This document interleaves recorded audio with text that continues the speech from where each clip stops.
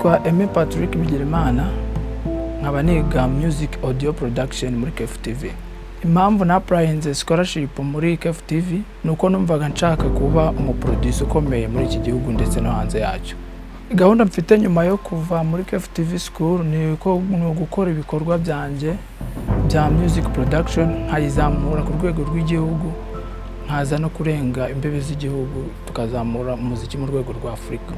Icyo nabwira abataraza kwiga muri KFTV nuko bahagana kuko KFTV ifite ibikoresho biri ku rwego mpuzamahanga kandi bafite abarimu b'inzobere bagufasha kugera ku nzozi zawe ku cyo wiyemeje kuzaba cyo ejo hazaza.